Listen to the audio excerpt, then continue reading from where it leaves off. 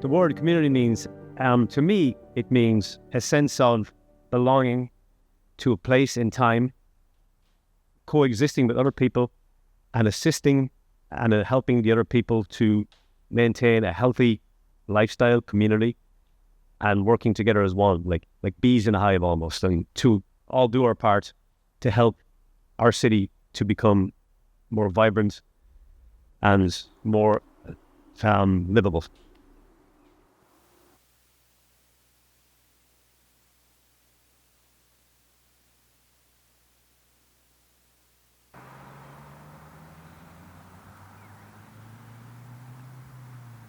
Hi, my name is Mark Reid. I am the manager of Easton Garden Works. We are a program within the city through the Greater Easton Development Partnership. Hackett's Park, which is in West Ward Easton. It is about an acre also. It is half of the farm is community gardens. The other half is going into a small production farm. My goal here is to increase production, to increase awareness of urban farming within the city, and to increase education through farming, and to increase availability for people to come as a walking place, as an educational place, to learn more about the space, learn more about how urban farming benefits the city as a whole. So that's the challenge here. And in addition to this space, there are 7 other community gardens in the city that I maintain, and we have a total of about 70 to 80 gardeners and counting. For those people, we provide free dirt, free beds, water, plants, and maintenance of the beds and gardens. We want to get more people into growing their own, so they're not so relying on buying stuff at supermarkets, and they learn how to teach their kids how to grow. So that's part of the plan moving forward. So yeah. What a food desert is. It has many names these days. Some people call it food apartheid, food insecurity. To me, it is an area of a city, town, where there are no grocery stores, where within walking distance, or driving distance, but especially walking distance. Got a lot of neighborhoods to most need a grocery store, won't always have access to transportation. Transportation is a big part of food deserts' inability to reach out to people because they can't get to the store. But and certainly a food desert, I think more than anything, is access to fresh produced food, freshly grown, organic or no spray food, even fresh vegetables that aren't organic, absolutely. Fresh meat that's locally produced, like locally produced fresh food that still maintains a lot of its vitamins, not canned, not packaged, just freshly grown, freshly butchered, freshly caught in the ocean. Without access to all those, I think that could be considered, in my mind, a food desert.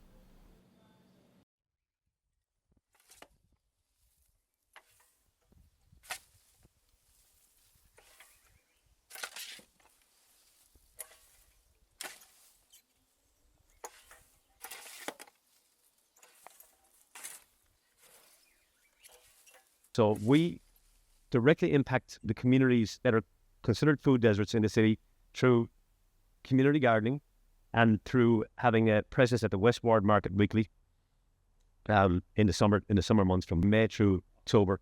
And we sell that produce on a sliding scale. So if you can pay $2 to $4, please pay $4. If you can't, pay $2. If you can't pay anything, it's free. It gives people who would go to pantries a feeling of they're shopping more in a farmer's market, so it's more of a shopping experience, and it gives you a little bit more pride in what you do and getting your food. It's sometimes nicer to go pick out your own food instead of be handed to it. The biggest, I would say, obstacles to urban farming are funding. It's gotten better. It could be better. They will fund a lot of things like machinery, farm supplies, but they don't always fund wages, which they need to be better at, because they can give you all the machinery in the world, but who's going to run it? So they got to figure that part out.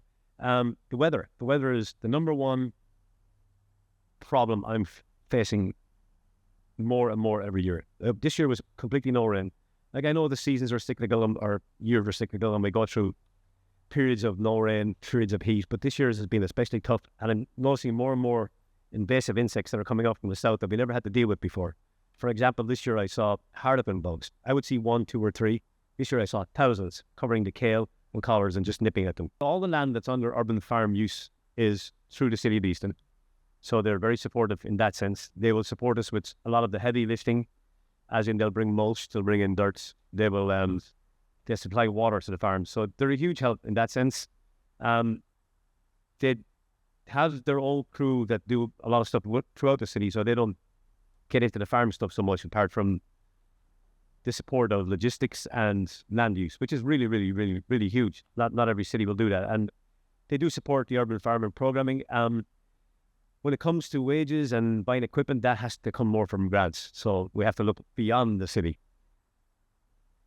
toward the state, and maybe beyond the state towards federally supported funds. A lot of funds are cooperative grants, so we're always out looking for where we can find funding for this kind of programming.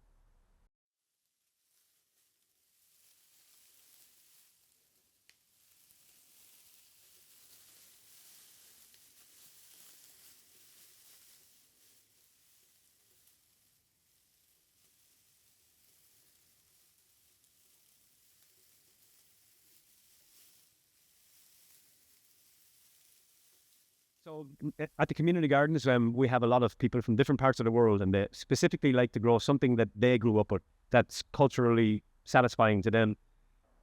Once you get that appropriate cultural food, you can introduce people who wouldn't be familiar with kale, turnips, collards. Well, collards less so, but some of the lesser known greens like bok choy, and they eat it for the first time. They go, oh my God, this is delicious. I'm going to come back and get this. So you draw them in with something that's culturally recognize, and then say, have you tried this? It's similar, but we can grow better here because of our weather.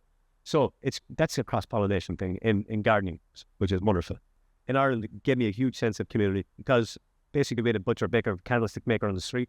Everybody knew everybody. We all went to the same church, so it all helped.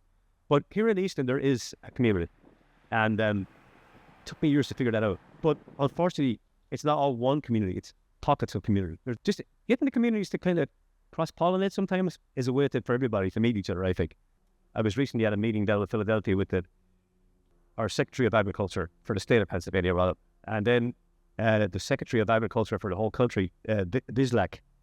And they really, really, really want to focus on putting more money into urban farming, because a lot of the supply chains were cut during COVID.